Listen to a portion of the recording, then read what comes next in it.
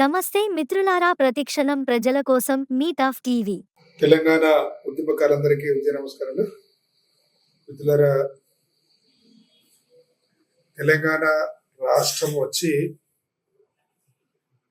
12 సంవత్సరాలు అయిపోతున్నా ఇంకా సీమాంధ్ర ప్రాంతానికి సంబంధించిన కొంతమంది నాయకులకి తెలంగాణ మీద ద్వేషం పోలే. గత 5 రోజుల క్రితం డిప్యూటీ సీఎం ఆంధ్రప్రదేశ్ పవన్ కళ్యాణ్ గారు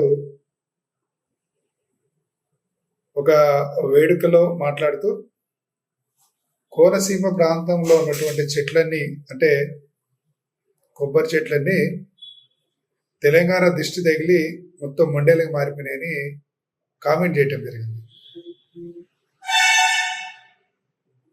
మరి ఆయన మనసులో ఏం బాగున్నదో బయట పెట్టుకున్నట్టు మనం భావించాల్సి వస్తుంది. ఎందుకంటే ఈరోజు దాదాపు కంబైన్డ్ ఆంధ్రప్రదేశ్లో మనం అందరం ఎంత నష్టపోయినామో, తెలంగాణ రాష్ట్రం వచ్చిన తర్వాత కూడా ఇంకా సీమాంధ్ర వాళ్ళకి పెత్తనం నడుస్తుంది. అయినా వాళ్ళకి ఇంత ద్వేషం ఎందుకు మనకు అర్థం కావట్లేదు. ఈ సందర్భంగా తెలంగాణ ఉద్యమకాల ఫోరం తరపున పవన్ కళ్యాణ్ గారి వ్యాఖ్యలని తీవ్రంగా ఖండిస్తున్నాం. ఆయన ఇమ్మీడియట్ గా క్షమాపణ చెప్పాలి. లేదంటే మరి పవన్ కళ్యాణ్ ని ఒక రాజకీయ నాయకుడిని కాకుండా ఒక కళాకారుడిగా కూడా ప్రాంతాల రహితంగా ఆయన అభిమానిస్తుంటారు. మరి తెలంగాణ ప్రాంతాల్లో కూడా ఆయన అభిమానులు ఉండరు. ఒక కళాకారుడుగా కళకు అనేది ప్రాంతం సంబంధం లేదు.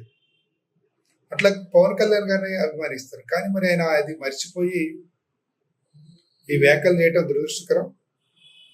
కాబట్టి ఈ యొక్క తెలంగాణ ప్రాంతానికి సంబంధించినటువంటి ప్రజల మానవభావాలను దెబ్బతీసిన ఆయన ఇమ్మీడియట్ గా తన వ్యాఖ్యలు వెనక్కి తీసుకోవాలి.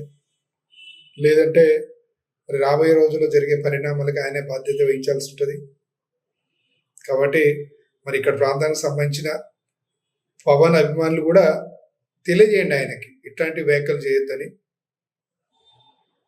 ఎందుకంటే తెలంగాణ రాష్ట్రం వచ్చేసి దాదాపు 12 సంవత్సరాలు అయిపోయింది.